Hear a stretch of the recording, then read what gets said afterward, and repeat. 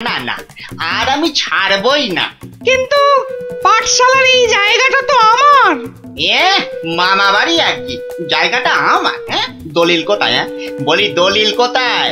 দলিল তো তোমার কাছেই আছে, তোমার নামে। হ্যাঁ, তুমি নাকি পণ্ডিত? তা কোথা থেকে পণ্ডিতি পাস করেছো শুনি? কেন কেন? দলিল আমার কাছে, আমার নামে, আর তুমি বলছো জায়গাটা তোমার। বাবা বাবা বাবা বাহ বাহ বাহ, সেই রকমই তো কথা হয়েছিল। আমি তো কবেই বলেছিলাম দলিলের নামটা পাল্টে আমার নাম বসিয়ে আমাকে দিয়ে দিতে। তুমি তো এলাং থেলাং করে কাজটা করনি। ওসব গল্প কবিতা অন্য জায়গায় শুনিও পণ্ডিত। মোদ্দা কথা হলো, কাল থেকে এই জায়গায় তোমার পাঠশালা বন্ধ করো। সে কি? তাহলে এতগুলো বাচ্চার পড়াশোনার কি হবে? ওরে বাবা, পড়াশোনা পড়াশোনা তা পড়াশোনা শিখে কে বড় মানুষ হয়েছে কবে? তার থেকে ওদের ব্যবসা করতে শেখাও না, জীবনে দাঁড়াতে পারবে, বুঝেছ? কিন্তু তাহলে এই জায়গাটার জন্য তোমাকে যে 5,000 টাকা দিয়েছিলাম তার কি হবে? আবার গল্প শোনাচ্ছ তো পণ্ডিত? কি বলছোটা কি? তার মানে আমার 5,000 টাকার কোনো দাম নেই তোমার কাছে? কোনোদিনও দেখিনি তোমার টাকা, তার আবার দাম। যাও এখান থেকে কেটে পড়ো তো। দলিল আমার নামে, দলিল আমার কাছে, এই জায়গাটাও তাই এখন থেকে আমার। এখন কি যে করি? এদিকে 5,000 টাকা জলে চলে গেল, আবার কাল থেকে পাঠশালা নেই, মানে বাচ্চাগুলোর পড়াশোনাই বন্ধ। না, মাথাটা মনে হচ্ছে খারাপই হয়ে যাবে।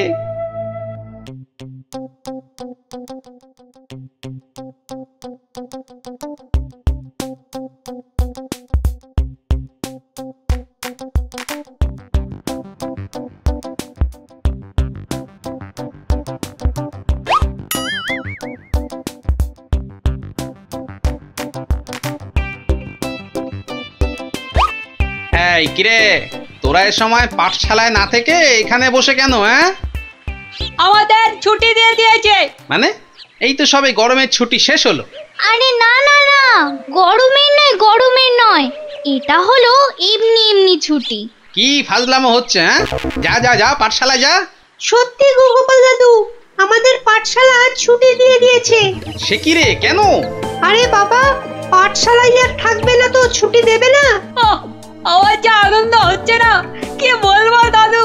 চুপ কর, তোরা যে কি বলছিস আমার মাথায় কিছুই ঢুকছে না। আরে গোপাল দাদু, আমাদের পাঠশালাটা যে জায়গাটার উপর, সেটা নাকি পণ্ডিত মশাই নয় গো। তাহলে কার? সেটা আমরা না জানি না। মোদ্দা কথা হলো, ওটা যার জায়গা সেটা সে নিয়ে নিচ্ছে, আর তাই আমাদের পাঠশালা পড়াশোনা কিচ্ছু নেই। কিন্তু পণ্ডিত মশাই এখন কোথায়? উনি তো আমাদের ছুটি দিয়ে রাজসভার দিকে গেলেন। ঠিক আছে, তাহলে রাজসভার দিকেই যেতে হচ্ছে।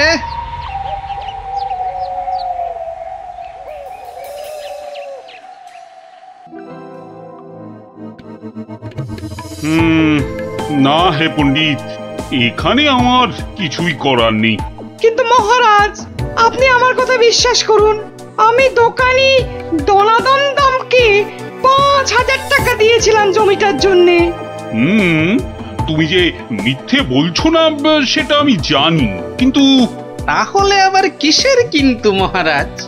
একটা অসৎ লোক আপনার সভার পণ্ডিতকে ঠকাচ্ছে, তবু আপনি কিছু করবেন না মহারাজ?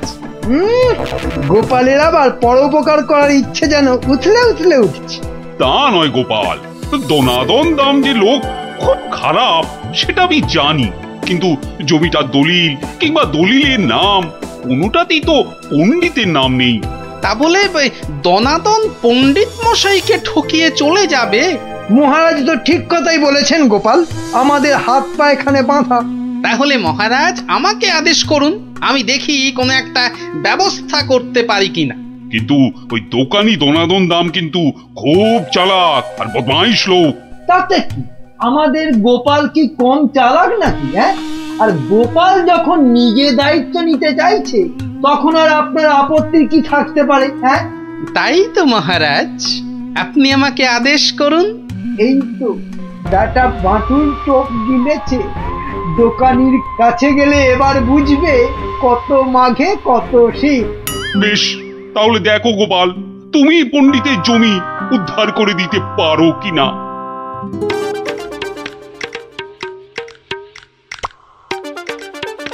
ওহ, কি রোদ রে বাবা!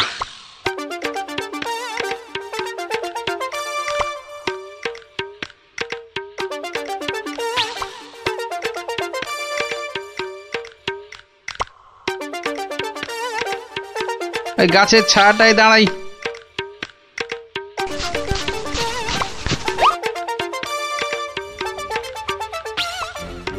কিন্তু ও কি, গোপাল আবার আমার জমির দিকে এগিয়ে আসছে কেন? আচ্ছা আচ্ছা, গাছের ছায়া দাঁড়ানো হচ্ছে না? না না না না, গোপাল টেকোটা খুব ধুরন্ধর। কি জানি কি মতলব করছে কে জানি। বাহ বাহ, এতক্ষণে বাঁচলাম, আর একটু হলে রোদের টাকটা ফেটেই যেত। না না না না, বেটাকে কাছে ঘেঁষতেই দেওয়া যাবে না। ও গোপাল, গোপাল, তা এখানে কেন বাবা?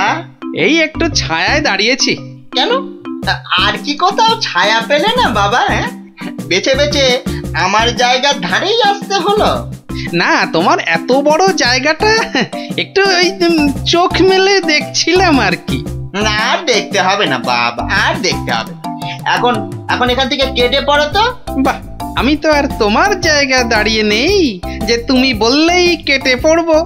হ্যাঁ, দাঁড়িয়ে নেই মানে? দাঁড়িয়ে নেই মানে কি? আমি স্পষ্ট দেখছি তুমি আমার জায়গায় গাছের ছায়ায় দাঁড়িয়ে আছো। গাছটা তোমার জায়গায়, কিন্তু ছায়াটা তো তোমার জায়গায় নেই। এই তোমার বুদ্ধি গোপাল। গাছ যখন আমার, তখন গাছের ছায়াও আমার। বুঝলে না? না না, নাও এখন এখান থেকে হাওয়া পাতলা করো দেখি, পাতলা করো। এ আবার কোন দেশের নিয়ম? এ হলো কৃষ্ণনগরের নিয়ম, বুঝলে? না না, নাও কাটো এখান থেকে, কাটো তো।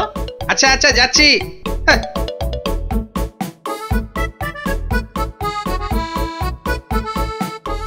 এবারে তাহলে একটা রাস্তা পাওয়া গেল মনে হচ্ছে।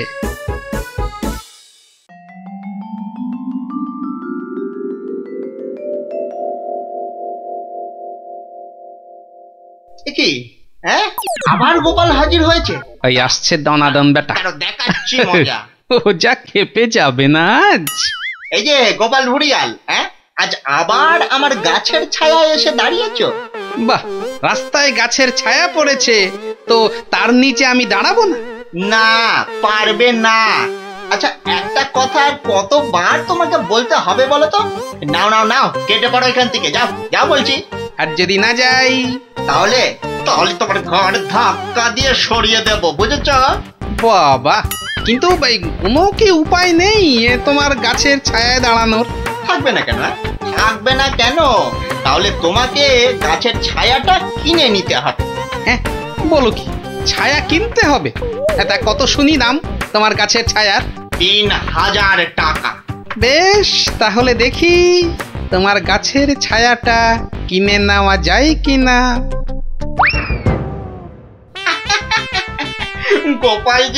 গোপাল যে এত বোকা সেটা জানতাম না তো। গাছ আমার থাকবে আর সেই গাছের ছায়া কিনবে অন্য লোকে। গোপাল দেখছি একটা আস্ত গাধা। এই নাও তোমার 3000 টাকা। হ্যাঁ, তাহলে আজ থেকে এই গাছের ছায়া যে জায়গায় পড়বে সেটা আমার। এই ছায়ায় তুমি বসো, ঘুমাও, আমি কিচ্ছুটি বলতে যাব না।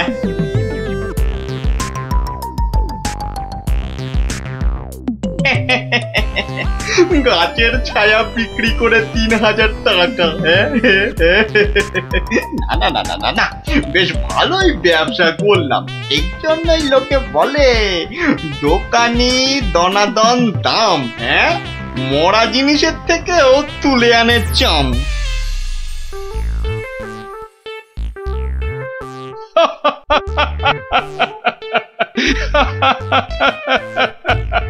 শেষে গোপাল তুমি 3000 টাকা দিয়ে গাছের ছায়া কিনলে। এইবারে গোপাল ঠিক জব্দ হয়েছে। হ্যাঁ, ছায়া তো কিনলাম, তাতে কি হয়েছে? হবে আর কি, তোমার বুদ্ধি দৌড় তো দেখতেই পাচ্ছি। মানে হলো তুমি আর দোকানির কাছ থেকে জমি উদ্ধার করবে কি, তার আগেই তো নিজের পকেট একেবারে ফাঁকা করে বসে আছো। সত্যি গোপাল এভাবে দোকানের কাছে ঠকে গেল? তাহলে পণ্ডিতের জমিটার কি হবে? কি আবার হবে? পণ্ডিতের জমি গেল। অত সোজা নয় মন্ত্রী মশাই। গোপাল যখন একবার একটা কথা দিয়েছে তখন সে কথা সে রাখবেই রাখবে। 3000 টাকা খসার পরও এখনো কথা ফুটছে তোমার গোপাল। মহারাজ, কথায় আছে না, বিপদকালে বুদ্ধি নাশ। গোপালের হয়েছে এখন সেই দশা। এ মা, গোপালের এত বড় টাকে তাহলে আর বুদ্ধি রইল না?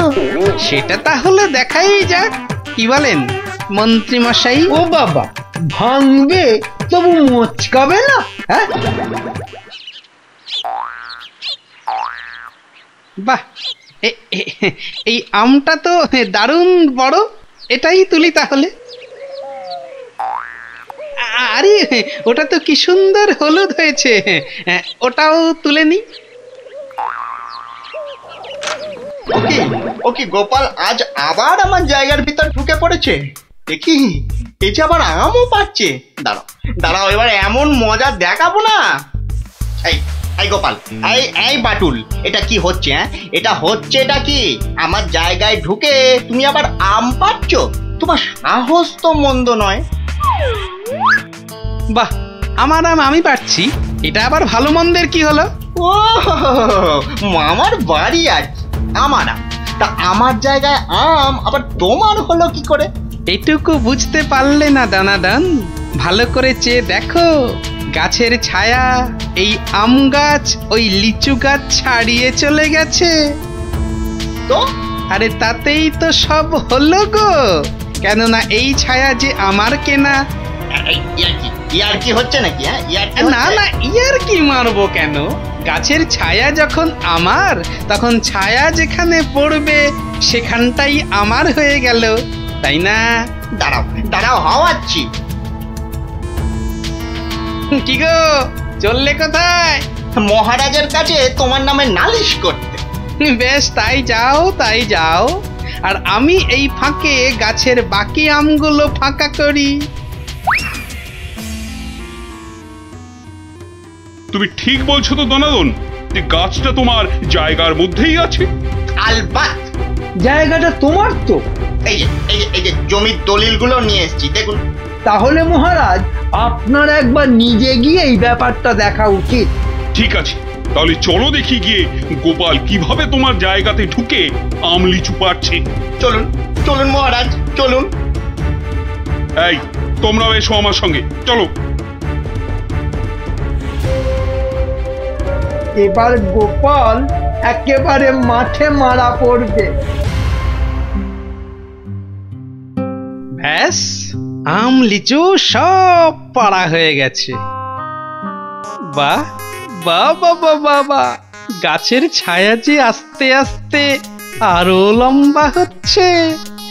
বাহ বাহ বাহ বাহ, এবার তাহলে আসল কাজটা শুরু করে দিই।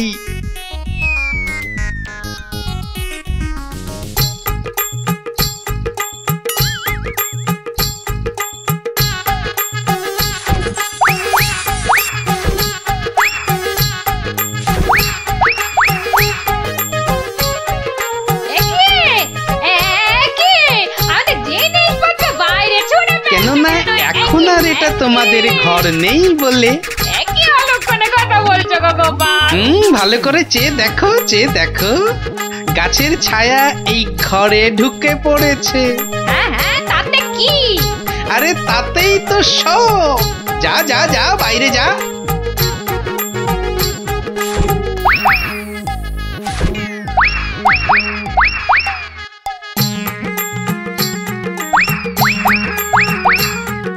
বাবারে, কে আবার বাসন ছুড়লো রে বাবা?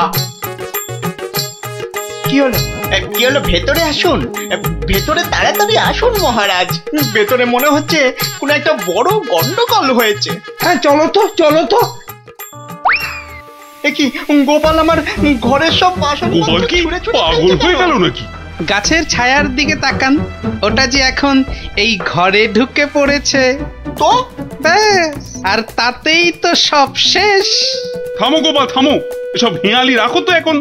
না মহারাজ, আপনি বা আপনারা সবাই জানেন যে 3000 টাকা দিয়ে ওই গাছের ছায়া আমি দনাদনের কাছ থেকে কিনেছি।